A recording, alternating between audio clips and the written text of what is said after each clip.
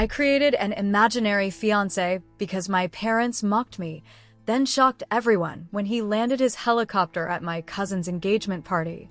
At my cousin's engagement party, my parents laughed about my imaginary fiancé, so I toasted quietly but waited until he walked in saying, "Sorry I'm late.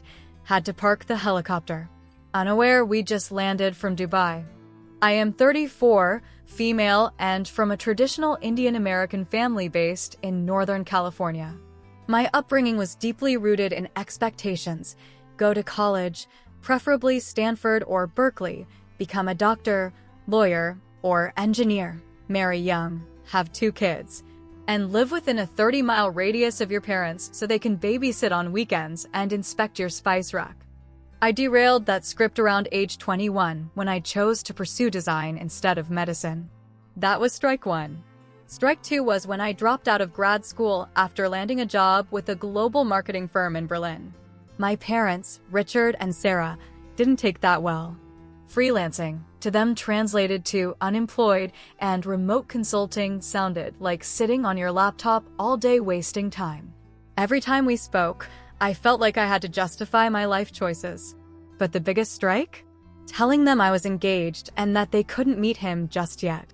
They'd always been skeptical of my love life. I dated people from outside the community. I didn't go out of my way to introduce anyone unless I was serious.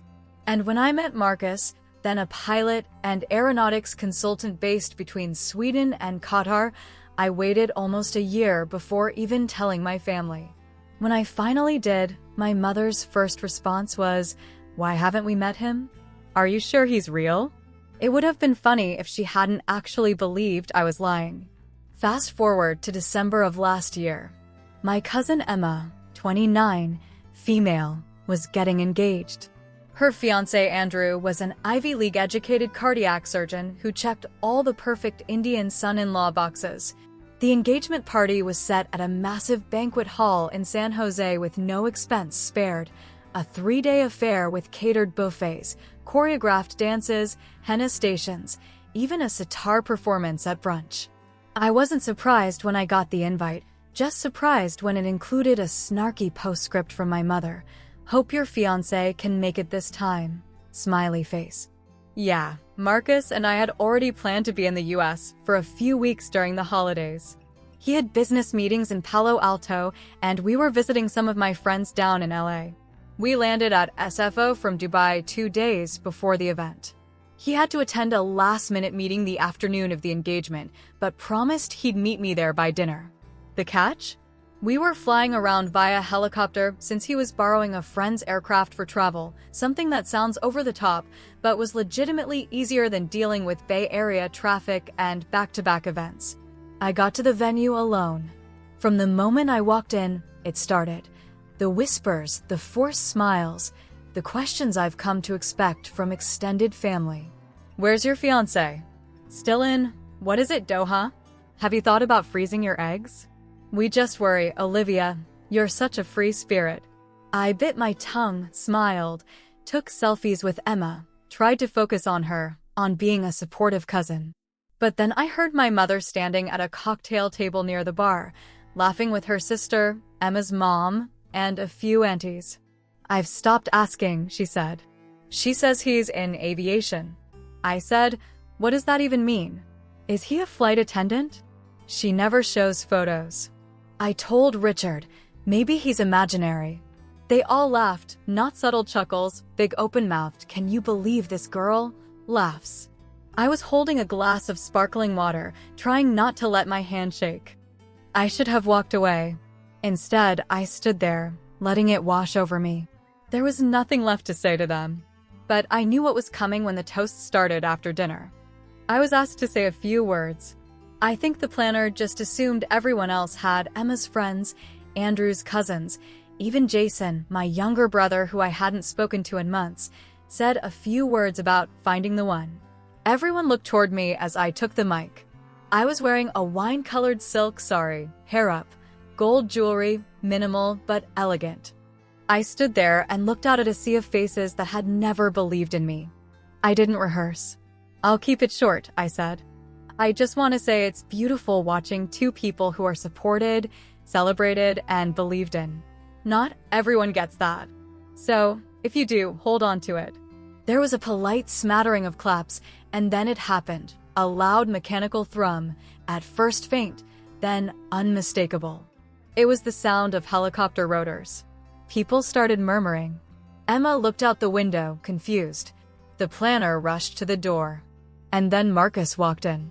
He was wearing a slim-fit navy blue suit, no tie, watch glinting under the chandelier lights, hair slightly windswept. He looked out of place, but in a way that made everyone else seem underdressed. "Sorry I'm late," he said, grinning. "Had to park the helicopter."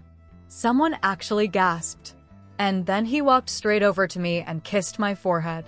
"Did I miss your toast?" he asked softly. "No," I said. "You're right on time." The room had changed. I didn't have to look around to know it.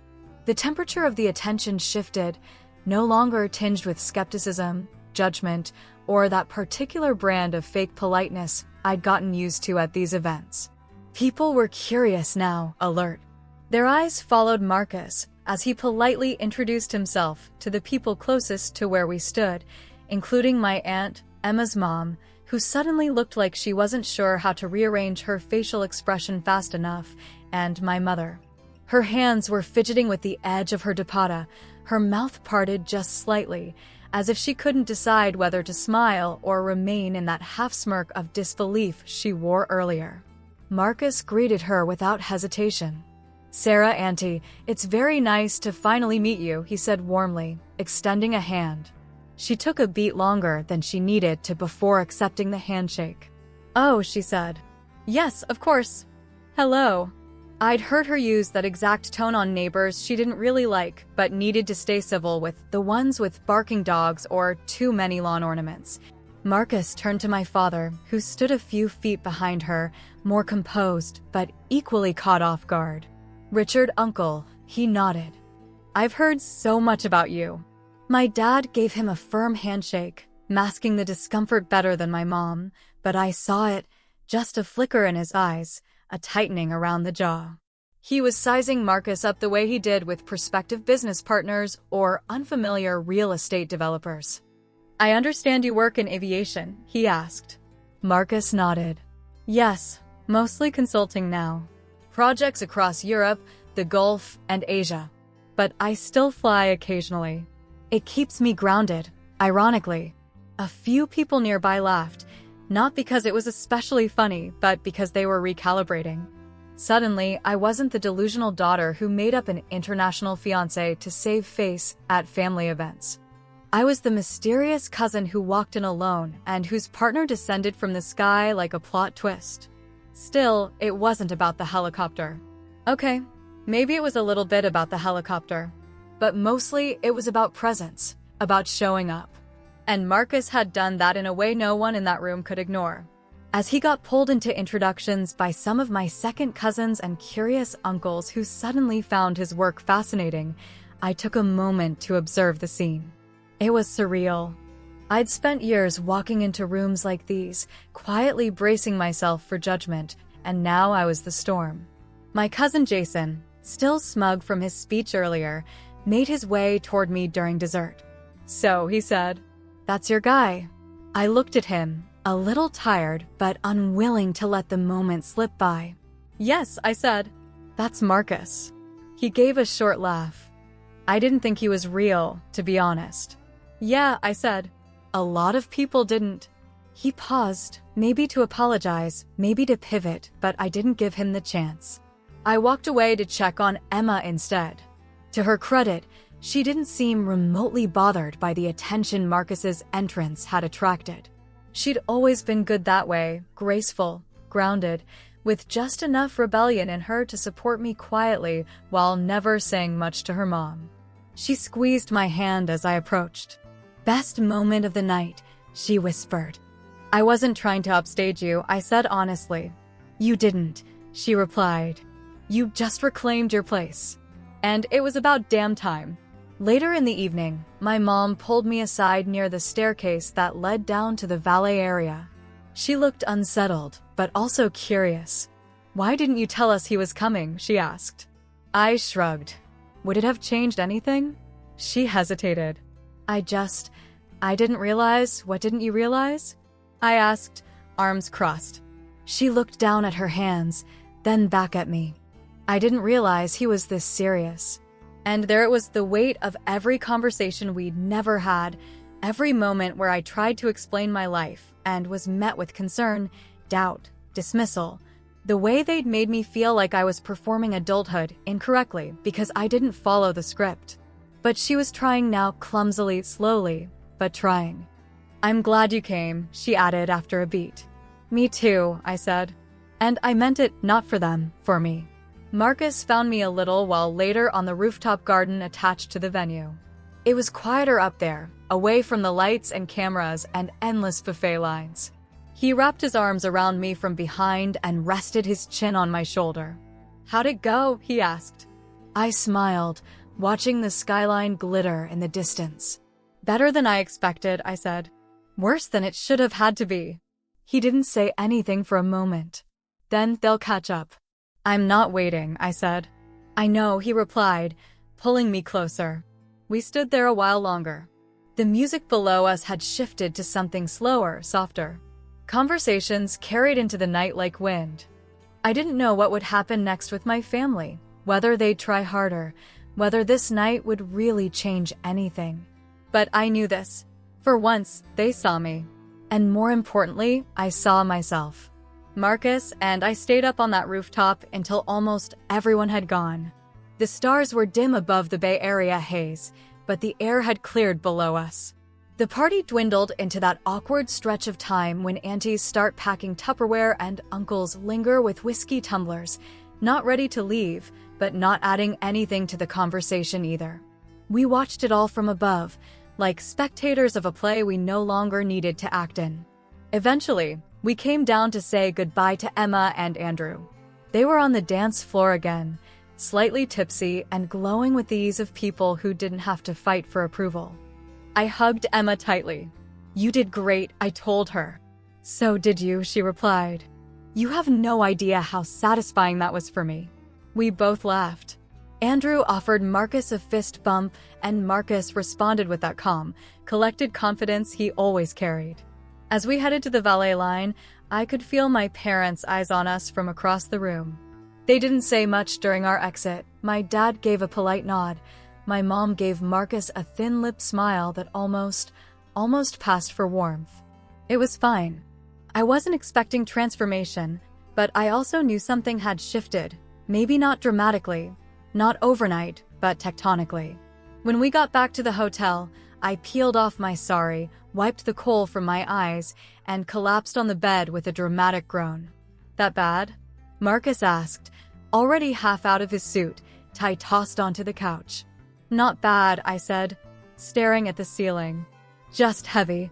You ever walk into a room where everyone's pretending you're invisible, and then all of a sudden, they're trying to memorize your resume?" He chuckled. "Yeah, most rooms actually." I laughed too, because that was part of why we worked. He understood things I never had to explain twice. "Do you regret it?" he asked after a pause. "What? Tonight?" "Coming." I sat up slightly, resting on my elbows. "No, not even for a second."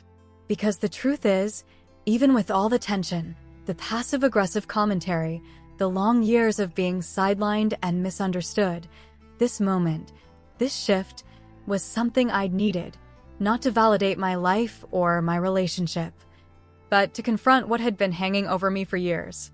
Marcus lay beside me, one arm behind his head.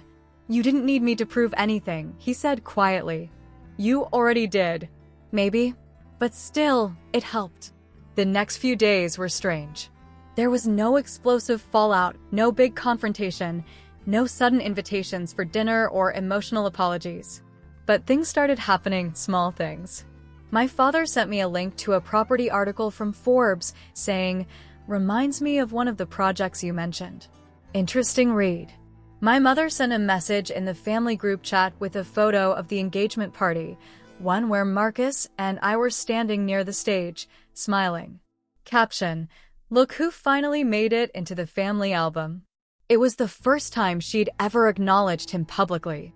My aunt, Emma's mom, the one who laughed the loudest at the imaginary fiancé joke, sent me a Facebook friend request and liked 3 of my old travel photos from Jordan and Croatia. Even Jason texted. Jason, hey, sorry if I've been a JRK. That was impressive. Me, not sure if that's an apology or a TED Talk intro. Jason, let's go with both. I didn't respond, not right away, but I saw it for what it was, an olive branch wrapped in typical younger brother sarcasm.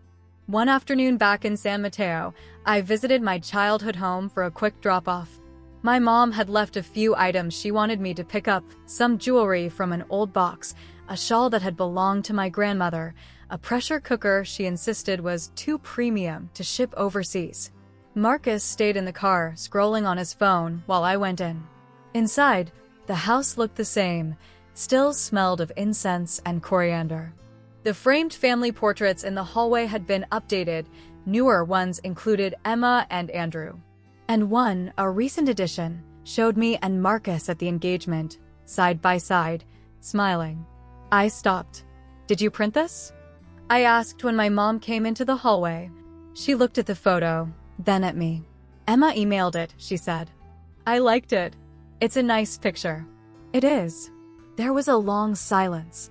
She adjusted a vase on the console table, even though it didn't need adjusting.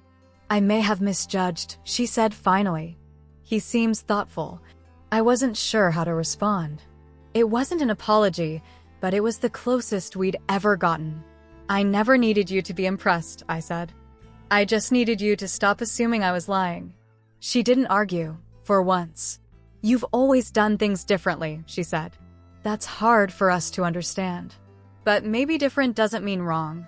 It was a moment, an incomplete one, but still a crack in the wall. I took the box she handed me, hugged her briefly, and left before either of us could ruin it by saying too much. When I got back to the car, Marcus glanced at me. You okay? I nodded. Yeah. He didn't push for more. That's another reason I love him. He knows that sometimes silence is the loudest kind of peace. We flew back to Dubai a few days later. The trip had drained me emotionally in ways I hadn't fully processed until we landed back on our own turf, with the warm, dry air hitting my face and the hum of Arabic and English blending in the background. The city was noisy, alive, and unapologetically bold, so unlike the quiet, tiptoeing version of myself I often became in my parents' world. Marcus and I didn't talk about the engagement party for a while. We didn't need to. The trip had done what it needed to do, and now we returned to the rhythm we knew: late dinners on the balcony, weekends at the marina, flights to meetings in Riyadh or Paris. We were back to us. But something lingered, not bitterness, not even the need for approval anymore. It was the itch of unfinished business back in California. My parents had made tiny steps toward acknowledging my life, but they had never truly understood what I had built or what it had cost me. For years, they mocked and doubted, confident in the superiority of their path. They didn't think I was capable of making something real, of making something mine. And I didn't want them to just come around. I wanted them to watch me win, loudly and undeniably. And that's where the idea came from. A few months after our return, Marcus and I were invited to speak at a high-profile business summit in Dubai. He was giving a talk on aviation logistics in emerging markets. I was being honored for my branding consultancy, which had just hit a 7-figure milestone after signing a contract with a major luxury conglomerate. They wanted a speaker to talk about building personal brands across cultures and scaling without VC funding, and they picked me. I told them I'd do it on one condition: that I could invite guests. The event planners agreed. I sent 2 priority invitations to my parents with a handwritten note. You once asked if I was serious about my life. I'd like to show you what serious looks like. They didn't reply for 3 days. Then I got a text from my mother. We'll be there. When they arrived in Dubai, Marcus picked them up in our Tesla, not the helicopter, we'd done that already, and took them to our home, a sleek 3-bedroom apartment overlooking the Palm, with floor-to-ceiling windows and an open kitchen. My mother's eyes darted from the modern lighting to the Moroccan tile work. My father tried not to comment, but I could see it. The surprise, the disbelief, the recalibration. They hadn't pictured this. They thought I lived like a bohemian expat with mismatched furniture and student loan debt, not someone who hosted investor dinners on her rooftop and signed NDAs with billion-dollar clients. The next night, at the summit, I stood on stage in a white tailored pantsuit, hair pulled back, every inch the woman I'd fought to become. I told my story, not about the family drama, not directly, but about rejection, resilience, and being underestimated, about having the audacity to believe that my work was valid even when no one else did. I talked about making my own table when none had a seat for me, and my parents were in the front row. My mother had tears in her eyes. My father clapped a beat longer than the rest. After the talk, people came up to congratulate me, entrepreneurs, executives, even minor royalty. My father stood nearby, shaking hands like he was at one of his own business conferences. That night, over dinner, my mother turned to Marcus and said, "Thank you for standing beside her, for believing in her when we didn't." He smiled politely but didn't say, "You're welcome," because it wasn't about them anymore. The real revenge wasn't making them jealous, it was making them irrelevant to my success. I didn't need their approval, but it was satisfying, so deeply satisfying, to see the doubt in their eyes replaced by awe, to watch them realize that I hadn't just landed on my feet, I had soared. Later that week, before they flew back to California, my father pulled me aside on the balcony. "You've done well," he said. "I didn't see it before, but you've built something." I looked at him, this man who had once told me that art and design were hobbies, not careers, who'd offered to pay for me to go back to grad school just 2 years ago because he was worried I'd end up alone. "I know," I said. He nodded, then added, "I'm proud of you." It took 34 years to hear that, and by the time he said it, I didn't need it. But I welcomed it all the same. That, to me, was the best kind of revenge, not the helicopter, not the speech, not the business class tickets, or the view of the sea from my kitchen. The revenge was growing into the person they never imagined I could be and then giving them a front row seat.